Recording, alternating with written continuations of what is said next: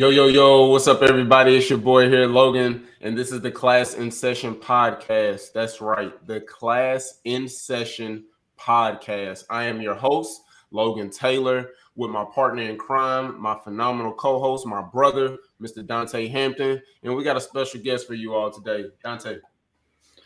All right, so we have a special guest and Dr. Alphonso Sealey. I want to make sure I don't mess anything up. He's originally from Tuscaloosa, Alabama, so I'm sure it's a roll tide for you. Yes, sir. I figured, of course. He received a bachelor's degree from Stillman College over there, and then he attended Florida Agricultural Mechanical University as well, where he received a master in education and guidance counseling as well.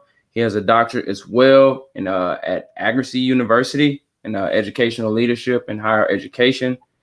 He's been in the public school field for about 9 years, with 3 of those being as a school counselor. He served as a professor of education for 3 years. He's been 1 year where he's been an operation manager for corporate and external affairs, and 1 year as an assistant dean of education at University of Union University. He's taught online classes. Man, this guy's done just about everything, from K through 12, leadership. He's the founder of Motivation Impact Consulting, LLC. He loves to travel. Dr. C, just tell him a little bit more about yourself. Like I said, I can go on and on. Your bio is pretty long, so just tell the people and our listeners a little bit about yourself that they might not know. No problem. So first, thank you guys. I appreciate being here. Thank you, Logan. Thank you, Dontay, for this opportunity to be on this platform. This is amazing. I wanted to say that. So just a little bit to dive in a little bit about myself. As Dontay said, I am education is a passion that I love. I love helping students, being in the field, and particularly African American boys. That's something I'm very passionate about because it's needed to be there, to be a mentor. As much as I can try to engage and connect with men of color in particular that are about education and making sure that we're making positive impact. I'm all about that. That's usually my foundation. My STEM and education. I'm really big on family, of course. When I can see time with my family, I try to do that. And just opportunities to share the meaning and importance of education. I mean, I'm always learning. So anytime there's opportunities to learn, to grow, I do that. And hence, when as you talk about my business, Motivation Impact Consulting, that kind of birthed from that, just being able to help those adults or kids and tutoring aspects and mentoring aspect and leadership aspect. And anyone that's familiar with the business aspect, I'm a black belt, Six Sigma. So even with those aspects, or strategizing your business aspects. So that's a little bit about me. Okay. How did you even get into education? Is that something you always wanted to do, or did you know right off the bat? I don't. As a kid in elementary school, I think everybody has that idea they want to be a fireman or a police officer, and I think that's what I went through. I want to be a fireman or a police officer, and then when I think I was in 6th grade, and back then 6th grade was considered elementary. I had an awesome teacher who she was amazing. She was engaged, interactive. She always would give us little class mottos, and I liked how she interacted with the students. She made it relatable. And then when I got to high school, I had a teacher who just really poured into me. And to this day, he's like my dad. He'll text me every month, every so often about how things going and let me know what's his life. And I'll text him holidays. So he impacted me in the classroom. He was engaged. He poured into me. And so I like that. And for me to remember that you had an impact in my life, even then. So I just felt the need, not having a lot of male teachers per se in public schools. I thought there was a need. And so that kind of really birthed me wanting to go in education, by seeing how those particular teachers were very impactful and what it did for me. I love that. That's amazing. I love that. So let's talk about, because I know where you're at now and who you are, but I want our listeners to know where you came from. So the beginning. So I know, before we got on the podcast, you talked about, your background or where you started at was elementary. Can you touch on that? Yeah, no problem. So I, started out when I went and got into education. As I was attending Florida A&M for my master's degree. Well, backtrack. My bachelor's degree is in Stillman College in elementary education.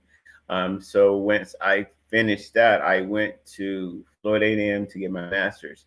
So to be honest with you, my intent when I went to Florida A&M to my master's in counseling, I really didn't want to teach yet. I was just wanted to go to school, but the funds went low, and then there was an opportunity to.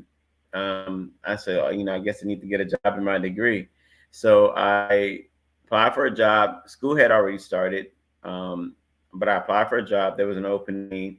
School started in August. I got the job in September, so automatically that was a trigger because they know that teacher. So that got me into it. That's how I started. My first year teaching was at a Title I school. If you're familiar with Title I schools, at risk, challenging kids. And that was my first exposure because my internship was at a private school. So it was like night and day. When I got into the classroom, it literally, I felt like I was going through hell every day. These kids had so many different issues. Very lack engagement with the parents. A lot of times I didn't even see the parents.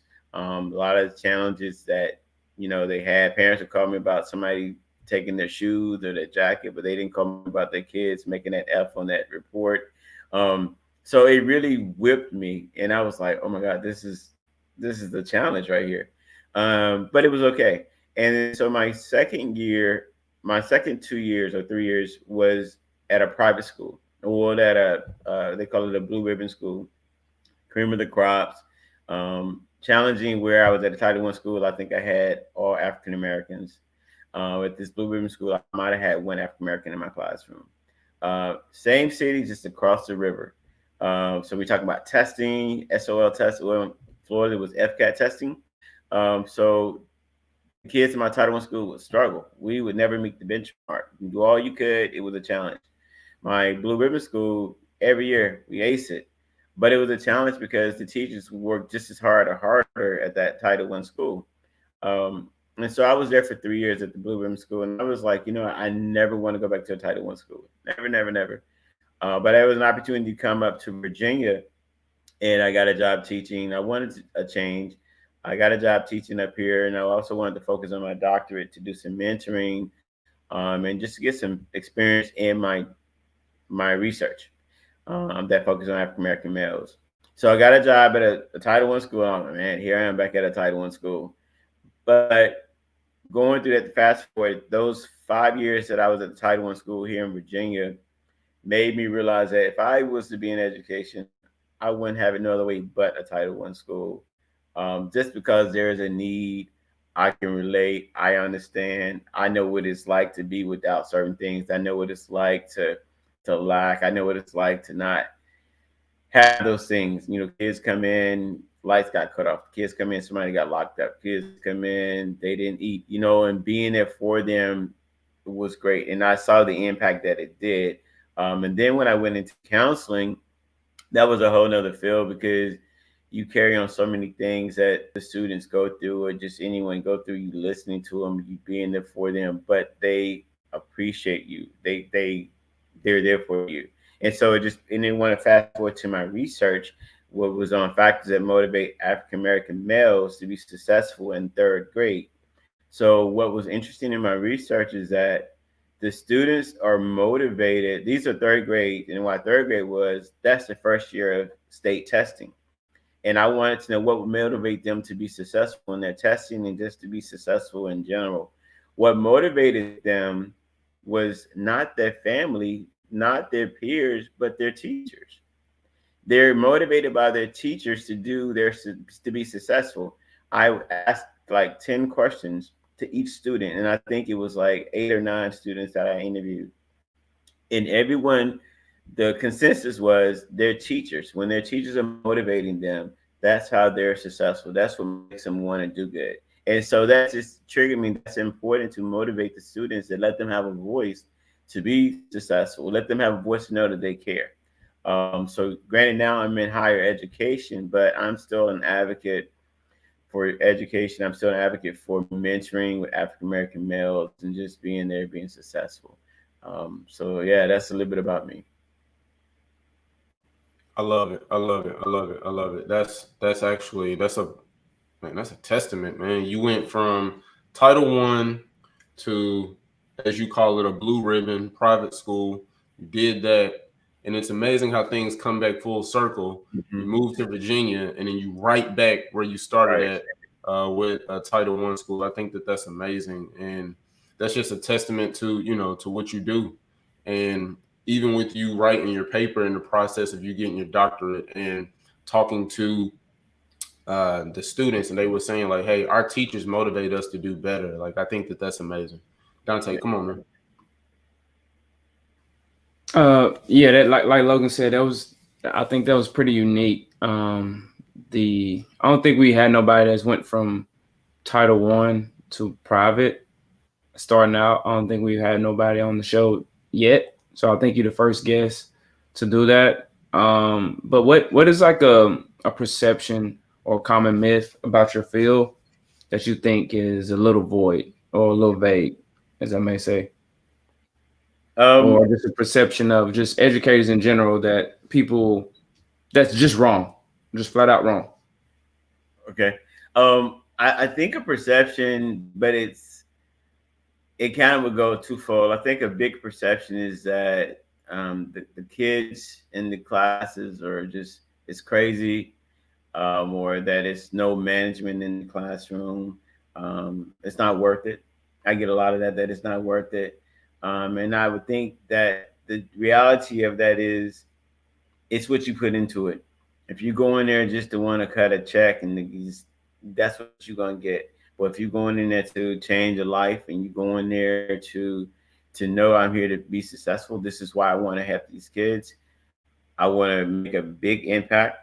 Then you're gonna spill that myth. But if you're going in thinking there's issues, I used to have a big perception of I would be biased of students when you come into the classroom based on what you look like. And I used to be like, oh, if you come in here saggy pants, you coming in here dirty clothes, you come in here dressed a certain way, you're gonna be a trouble kid. This is gonna be a challenge.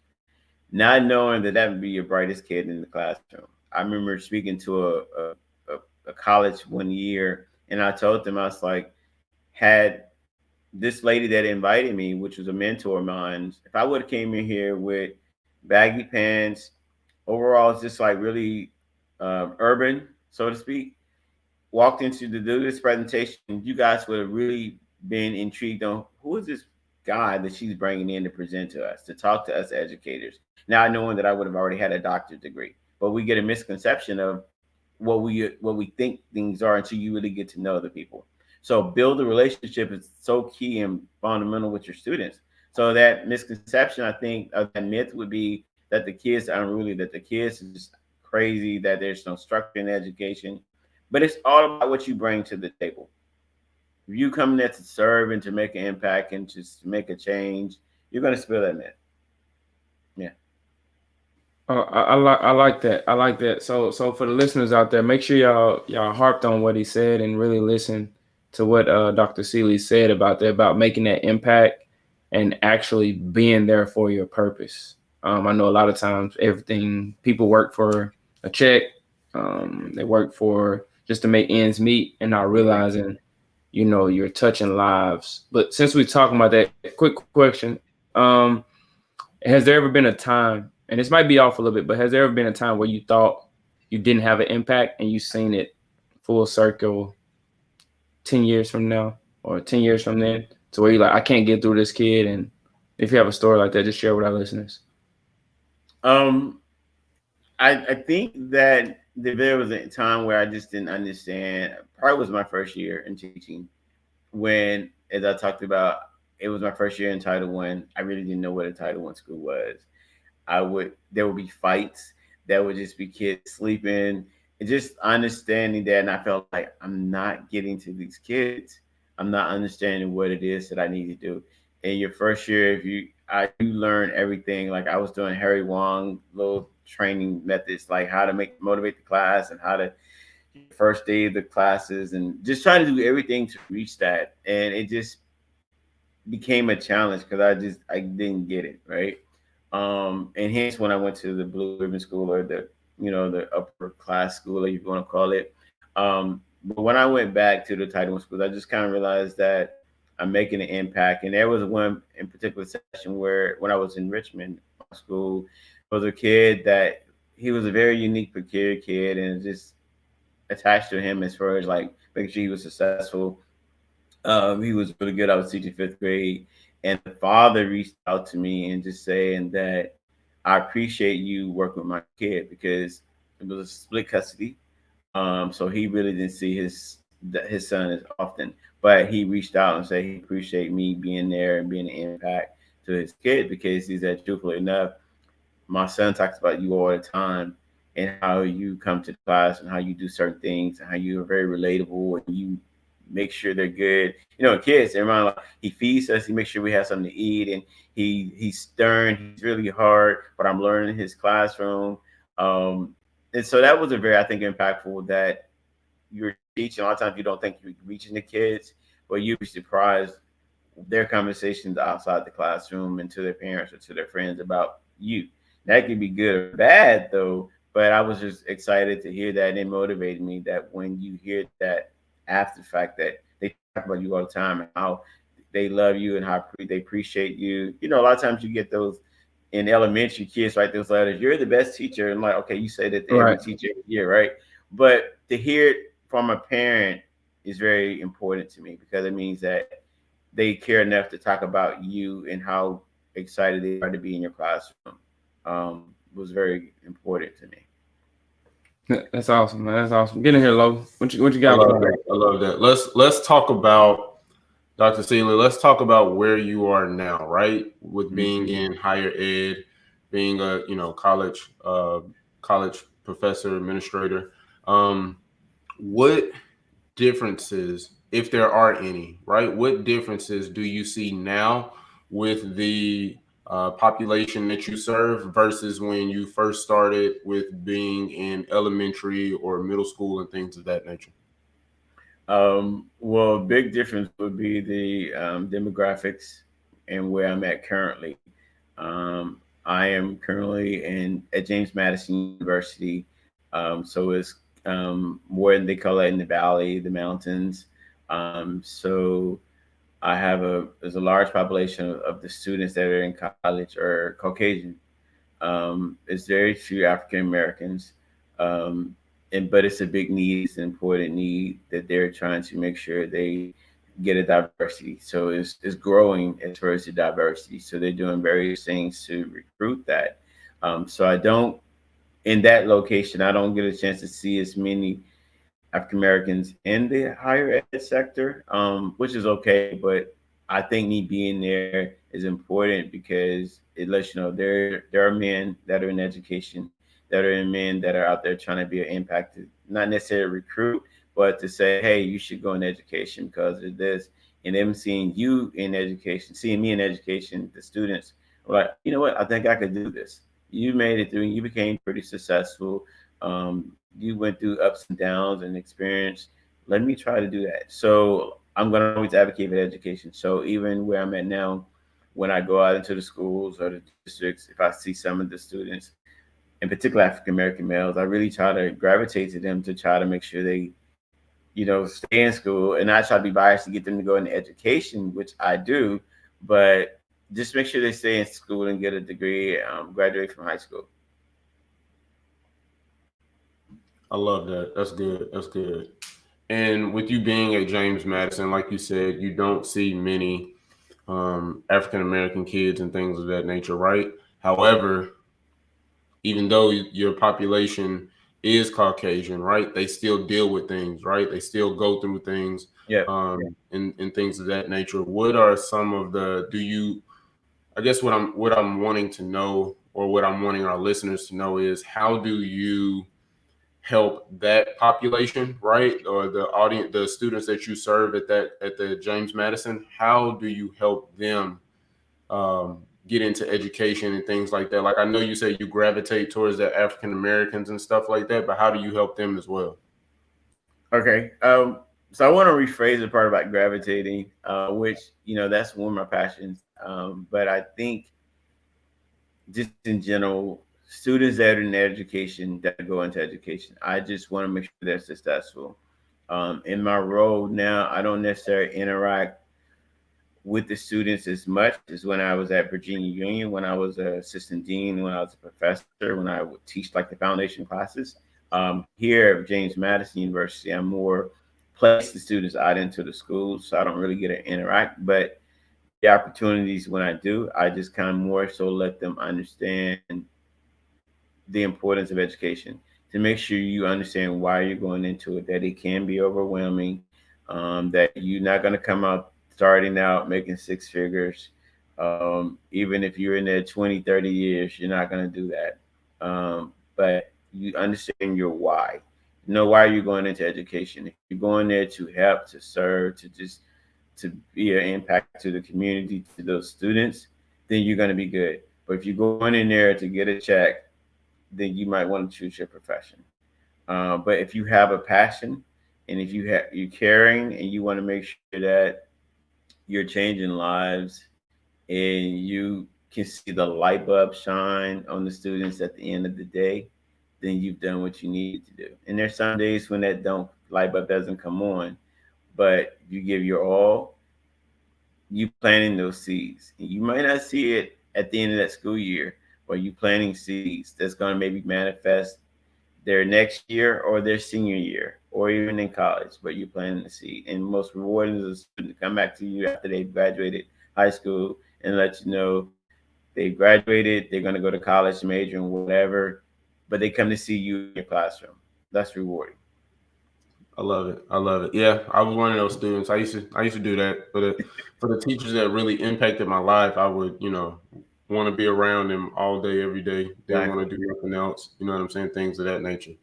So, hot seat question. It's funny that you talked about, if you're gonna be into teaching, or if you're gonna get into teaching, you need to understand that it's not about a paycheck. So, what I want to ask is there a number? And when I say number, for educators coming in, and things of that nature, and we can, dive deeper into it. But is there a number or value that you think educators should be paid? Because first, before you answer this, we know the ins and outs of everything that's going on or that's progressing during this time, right? You got teachers coming out of COVID. You have educator burnout, which is higher than it's ever been, right? And you have districts that are short hundreds of teachers and things of that nature. So let me ask you, is there a value that you could pay a teacher, right? That could say, hey, this is a start. I think we're moving in the right direction. Wow. Um, Off the top, to answer that question, is there a number? I would say no. That there's Mhm. not a particular number that you could pay a teacher, because I was having this conversation with one of the colleagues the other day, and I was talking about my first year teaching years ago, and this was just in '04 in Florida. I'm not going to name the city per se, but in Florida, um, my and I don't mind sharing, my starting salary in '04 as a beginning first year teacher with a bachelor's, I think was like, and I might be misquoting it, but I think it was like 22 or 23,000, right? But the cost of living was very cheap, right? Oh, okay. Oh, I'm like, You is know that what I mean? legal? It equates with the cost of living, yes. And there are certain areas I think that still exist somewhere, not necessarily in Florida, but certain areas, because if it's a rural area, a lot of times it's usually maybe we'll start at 28, 29,000. You might be good to get 31,000 starting out in certain areas. It just depends on where you are your first year. But I think, like you said, Logan, with the demand and teacher burnout, teachers leaving, um, that has raised a little bit. So, and a lot of times when I hear teachers, and I look at pay scales on various districts, it I've seen now. Just the other day, I was looking on last Saturday. Matter of fact, at Prince George in Maryland, and I think their starting salary. But again, the cost of living is a little bit more. So I think their starting salary was like 48, starting out with a bachelor's degree. But again, you paying where somewhere in a rural area, you might be paying $800 to $900 a month for rent. Up there in Prince George, Maryland, you might be paying $1,300-$1,400 a month. So it just kind of varies, and that's on a low end scale, where you live. So I don't think there's necessarily a price that I would say that you should start, but I think that you have to.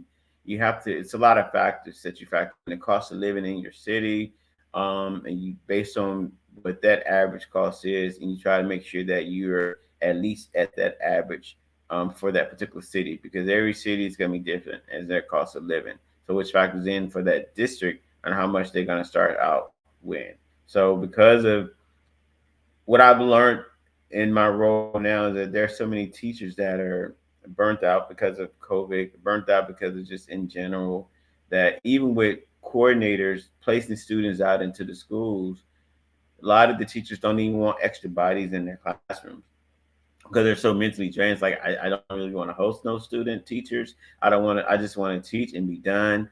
I'm mentally drained. There's a lot, and so you come into my classroom and adding extra work that I have to do, and I don't want to do that.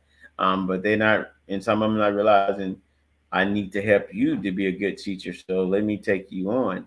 So that's a big challenge in trying to get these teachers, these students out into the schools to do their clinicals, to do their practicums, because they're drained. So it has to be a medium. And so I think a lot of the districts are now coming back and lobbying to try we need to get this pay up. Pay is not going to always solve it, because you can come in and start making 80, 90,000 in the classroom, but you still have challenges in the classroom, or you still have challenges in that district. You still have challenges with the parents not being involved, or challenges with funding for materials that you need in the classroom. So I don't really like to say a price on it, because I remember where I started at, and I know I didn't go in it for the money because it didn't was the money, because there was challenges with that. But I went in it because I enjoy having the time in my classroom and being creative with my students. Okay. All right. Dante, you wanna pitch in on this? Because you know what I'm gonna say. So go ahead. I'm gonna My finish this biggest off. thing Go is ahead. Logan want to bag the brink truck up. Just to be honest with you, just want to bag the brink truck up and pay like you're a doctor. For me, I just think what go ahead. Pay like a you are right. Pay like a doctor. You right. Yes. You are Oh, I absolutely right. absolutely. Yes. Yes. I You don't know have a problem. the I don't have lives a that problem teachers, with that. man, the lives that teachers impact, they just as important as a doctor, an NBA player, the president, um, a person a CEO that owns a Fortune 500 company. Like, they are just important. So for me and what I think and what I believe, I think the bottom, just the base. If you coming in with a bachelor's degree, they need to pay you 80,000 starting out. Like, I just believe that. That's what I think. And I Yeah. think that if we had some type of incentive program, whether if it's housing, whether if it's helping you get a vehicle, whatever the case may be, right? Like, I think that one, that shows teachers, right? One, that helps you get better candidates in the education space. That's one. Two, now you're starting to show teachers like, okay, we're gonna put our money where our mouth is, Right. because we Exactly. really believe that, hey, you make an impact and things of that nature. So let us help you, right? Because why am I if I'm you started out, you said $22,000. Now, granted, yes, in 2004, you said where you were staying at, cost of living was low. That's cool. But imagine that in 2004, if you was getting paid 50,000, you would be in a better position during that time, Mm-hmm. and you would be Absolutely. more happier, right, coming to work. Absolutely. Absolutely. And they set the Because foundation for the teacher, for these doctors, lawyers. That's why I was like, we're the one that teaches you. We the one Exactly. that whatever you come to our classrooms and to get your start, whether it's elementary, middle school, high school, and yeah, when you get your degree in Congress or wherever, you tend to forget about those that got you there, right? And you making your six figures, higher than six figures, and you got these teachers that are like Logan said, barely making, not definitely not making 70,000 starting out, but they're doing it because they care, and this is how you show that you appreciate them, though. I want to go. If you want to compare it to sports, I love sports, but they six figures off the top, right? And the teachers, the grunt that they have to do is if you value self worth, yeah, you get it with rewarding within yourself. But it definitely should be a higher compensation. Hands down, I agree with you. My man. Go ahead, Dante. I'm just big on essentials. I think the number, like you said, it just depends on where you are, what city. Of course, California, New York, Washington, Texas, it might be a little bit higher compared to Idaho or Tennessee, Right. Georgia, Florida, something like that. But I think the biggest thing that just like our education field misses is the essentials. Like it's like I can remember when I graduated college and I was deciding if I was going to go play overseas or when I was recovering from injury, and I couldn't get a car. I didn't have any credit. I couldn't get a car, and I got my first car off a graduation program. It was like, show us your college degree, and you can get a car. Oh wow, And I literally got a Dodge Avenger 2014, and that's how I got my first car. wow. So that alone is like, if you're a teacher and you first year a teacher, you should be able to have some options to where, hey, I can get a car, do this, do that. Right. Now, if you even go on a bigger scale and you look at, hey, for housing, whether it's rental, everything. And I ain't talking about that rink-a-dink where, oh, I want you to live in the same district, because technically, if you live in the same district as your school or so close to the school, you're not getting a break anyway.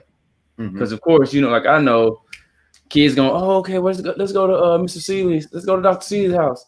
Oh, we seen Dr. Sealey's house. Hey, let's ride by Dr. Sealey's house. Let's ride by Dontay house. Let's ride by Logan house. Yeah. So I think those two things are the biggest. And of course, I think benefits wise, teachers are pretty well taken care of. But I just think that automobile and home situation, if we could really tackle that, I think the you would have a bigger talent pool. Just like everybody needs a talent pool in their field, I think that's where the problem is with teaching. Is you don't have a talent pool. Like you don't have a draft. Like how you draft for the NBA or you draft for whatever Erlanger, the hospitals. Hey, we want the top doctors, we want the top nurses. Oh, they came from here. You don't have a talent pool. So when you don't have a talent pool, what you do is like almost like the reserve. Like, oh, okay, well, we're just gonna pull all these. You're 18 to 25. We're just gonna pull these. Oh, you got a bachelor's. We're just gonna pull these kids fresh out of college.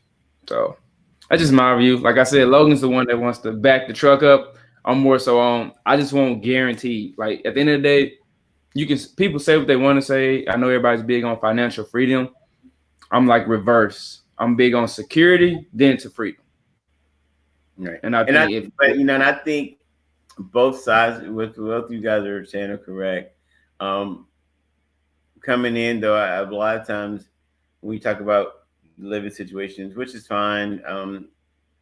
I purposely sometimes my first couple of years of teaching, I made sure I didn't live in the area with my students. I said that because I needed to separate my life. Like I needed to separate my downtime from absolutely.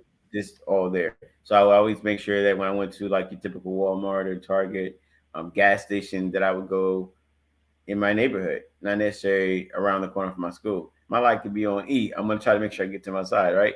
But that's just the way I felt I needed to separate. But I think the biggest resource or the biggest essentials as a teacher that they feel that they're gonna be successful is that, but more so that you have all the needed resources in the classroom. That you have the pencils, the paper, the equipment, the technology to be successful that work functionally, that works correctly in the classroom. I think that's for most teachers that I've been around. Let me just get this to work. Um, the new show, what is it? The show now that is very popular, Abbott Abby Elementary. Abby Elementary. That is the epitome of. I absolutely love that show. It is the epitome of inner city and resources and needing resources. Those teachers really lied. If you looked at, it, they didn't really always talk about the pay scales there. They always it was a big thing about the testing, the funding, having the resources in the classroom to keep the kids engaged. And so a lot of times the teachers, yes, they're comfortable talking about the pay, but they always are focusing on testing and resources for the students to make sure they're reaching the kids. And that's very true in reality as a teacher. I agree. I can see that. And I'll say this, and we can move forward if you all like. But I think that if you start out at 80K, now you have a little wiggle room because teachers, they paying out of pocket for their supplies. They're wanting to dress up the room, they're wanting to design it. Like, now you have a little bit more wiggle room, right, to be able to do those things. If you want to have a nice classroom, some I've been to a school before where a teacher didn't have anything. She was like, they gave me the classroom. That's it. I'm not putting anything. I'm not hanging anything up. I'm not doing. And I was like, bro, this look like jail. Like, what is going on? Like, this is, you teach like this? Like, how do you expect to keep kids engaged? Like, what is going on? You know what I'm saying? But it's like, she was like, well, Logan, I don't have the resources. I don't have this. I don't have that. And I just, I think about that and I'm like, okay, well, maybe if, they paid you a little more, then maybe you would be able to do X, Y, and Z. Right. Um, but yeah, but let's move forward. So let me ask you this. How, because you've been in education for how long now? Um, I think this is 16. You're All 16. right. 16 years. All right. So we getting close to 20. All right. So 16 years. How have you been able to balance work and life, right? How have you been able to balance that at a rate? I'm sorry, in a way that you're you're not having educator burnout and things of that nature. Um, I think if you're passionate about what you do, um, you don't want to necessarily call it burnout. It's just you just channeling your energy. But the way I've learned through trial and error, my first year of teaching, first couple years of teaching, I would take home work every night, grading papers, stuff all over my bed. Like, this is crazy. I had a teacher that was so meaningful to me. They said, you know, at the time it was Mr. Sealey, just choose what's important to grade, and then you grade the others when they need to be graded.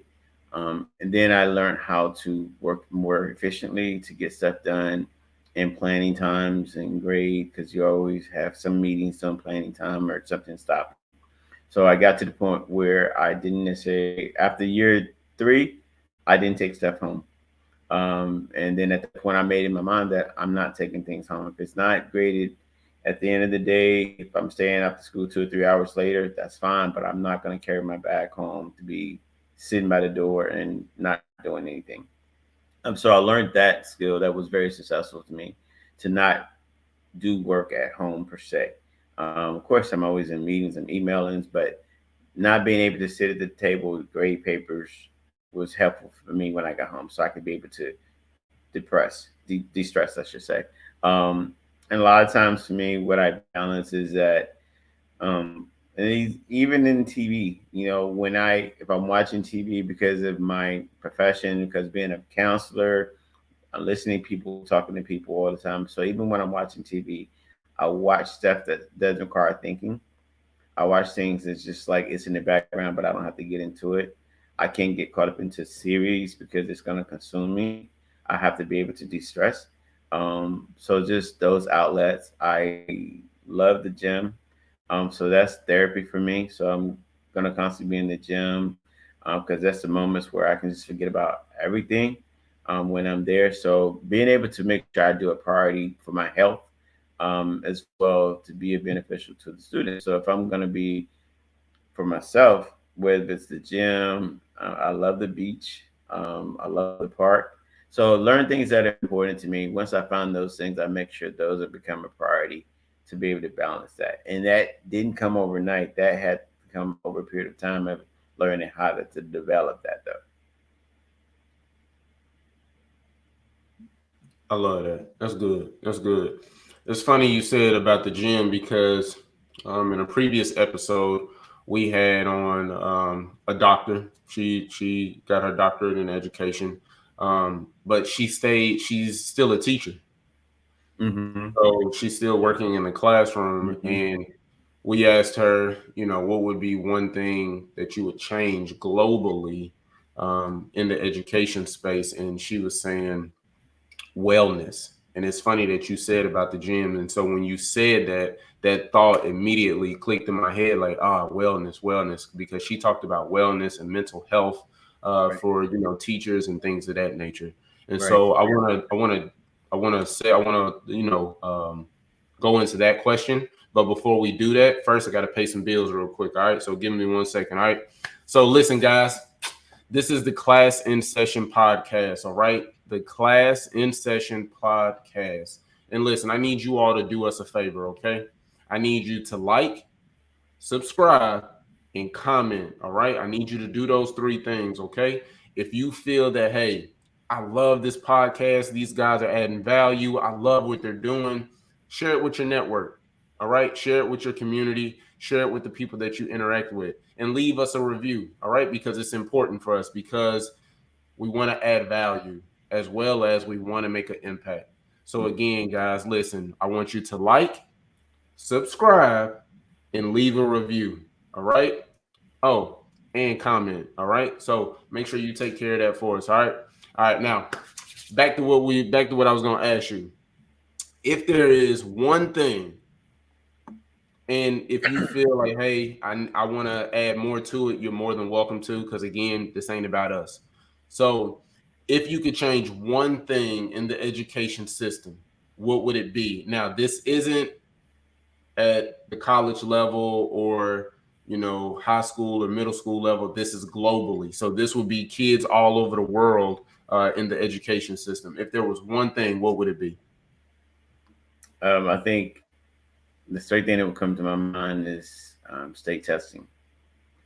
I appreciate state testing, but as a teacher, I understand that it measures you, but I think the way it's set or displayed for the teachers is pressure. It's stressful. It's stressful to the students. I remember when we would have to do state testing, we would basically teaching the test all year. You can be creative in your classroom, but you get around that testing. If it's not a part of the SOL, if it's not part of the um, FCAT or whatever gate, whatever state that you're in that have their state testing. And I understand in the 90s when it became a mandate that we need to do this, that no child left behind. I get all that, and you need to put these measures in tests to make sure everybody's been successful. That's wonderful. You want to have a benchmark to make sure everybody's being reached. Yes, absolutely. But to have it as a factor that your school is considered a pass or fail school, I don't think that's should be that kind of pressure. So I would limit the amount of the way we measure the test. You can test students to see if they do what they need to do, to see if you making your mark according to your peers and other schools in your district, other states, nationally. That's wonderful, but don't have it to where your school be considered a pass or fail because you're not doing or the kids are not doing what they need to do. Because the factor in, as I talked about earlier when I said I was at a Title I school and then I was at this Blue Ribbon school. Both schools are in the same district. Teachers get the same degree, same training. Title I school teachers, in a sense, I don't want to be biased, but they have to work a little bit more harder to reach these kids to do various things with the lack of resources that they have, right? And so they're challenging, and they, at the end of the year, their school grade for that particular school might be a C. Whereas at Blue Ribbon School, when you work just half as hard, you didn't even have to really push it because the kids, the foundations that they had was there. So, and you might be a automatically as a school. So what happens? What they used to do, they would pay those teachers a bonus for making an A for that school. So when I came to both sides, I was like, oh, I enjoyed the money, the bonus that I got from my school making an A. But then I was like, but I was at this side of one school and worked just as hard, and we barely made a C. So I don't get that money. So that kind of pressure that you put on students now, when it'll be testing time at the end of the year, I'm stressed, I'm nervous because I want my kids to be successful. I'm walking around trembling because I want them to pass. So it's a lot of added pressure that they give, and that would probably be the one thing that I would eliminate as far as, yes, do testing if you need to, but don't have it where it needs to measure your school grade or measure your district grade if you are failing school or if you are a school. That's different. Dante, we ain't never had that one. Not to that degree. I don't think so. As far Yeah, as we ain't far had as the that. testing and breaking it down like that, I Yeah, like that correlation too. I do Yeah. too. I like that a lot.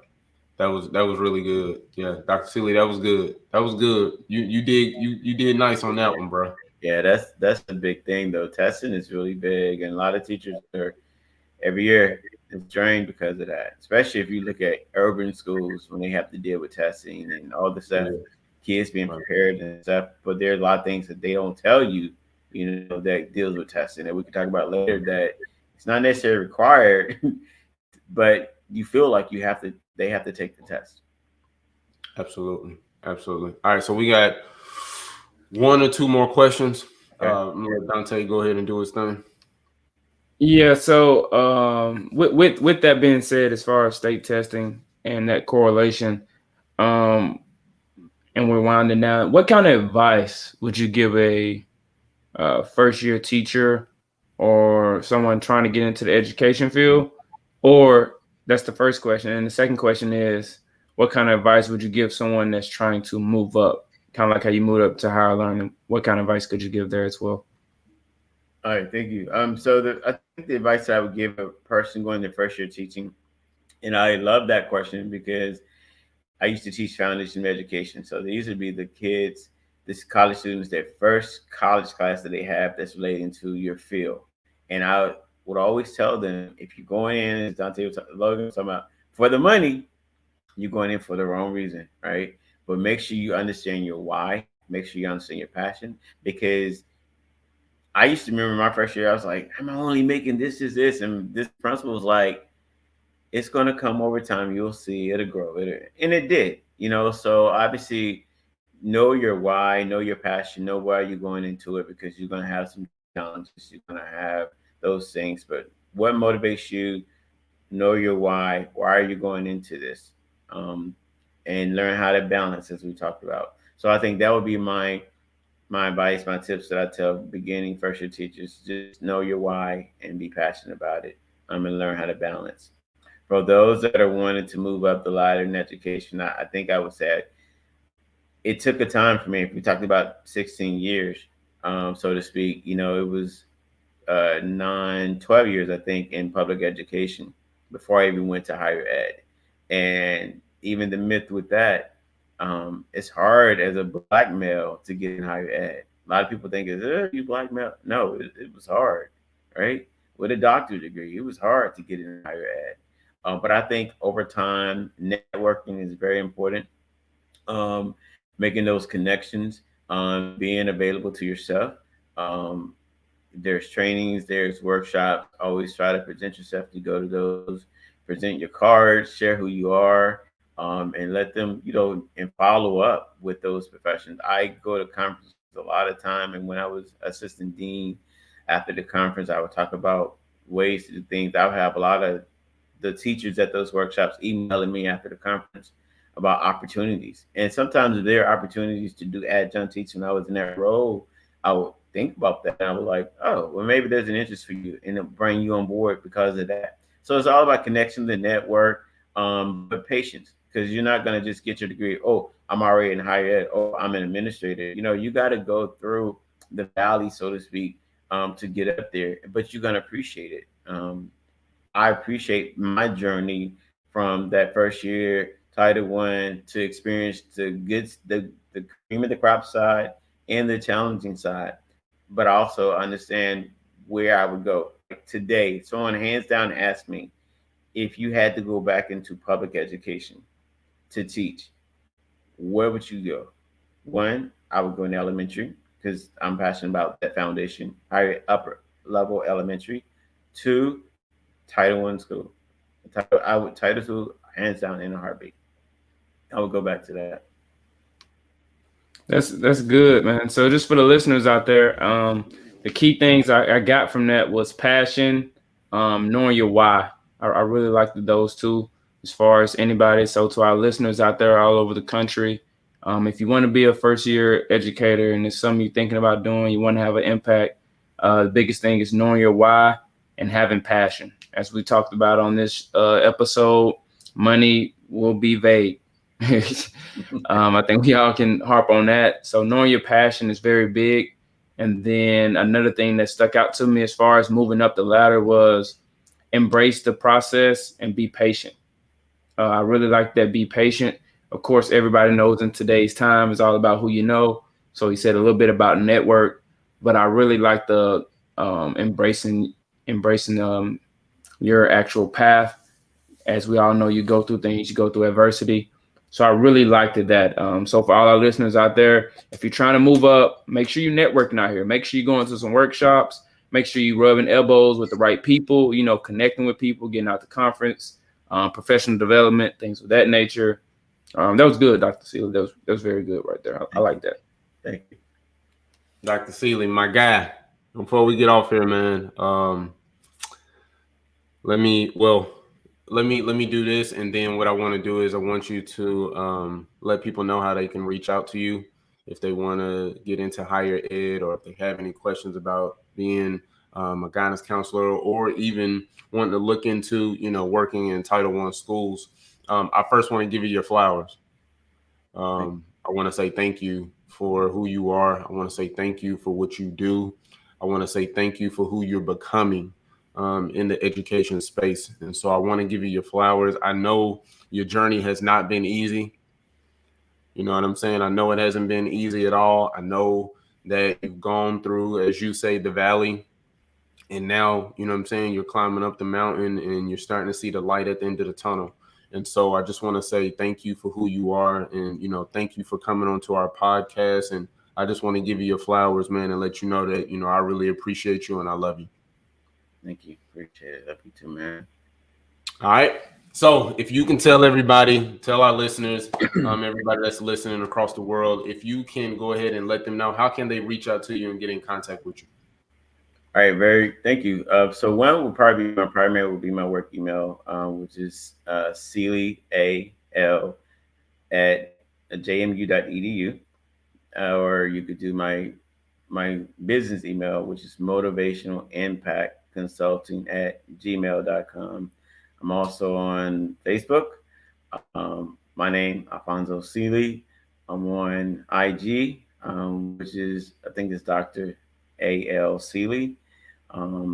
Those are my two social medias for now, but usually between those, I'm very accessible. My work email or just social media, I'm there. If there's any opportunities for any consulting with tutoring, with leadership skills, with just counseling techniques, mentoring opportunities to be successful with your students, with your kids, I'm here. Reach out to me. I'm very passionate about it. So I want to also take this time to thank Logan and Dontay for this opportunity, class and session. This is great.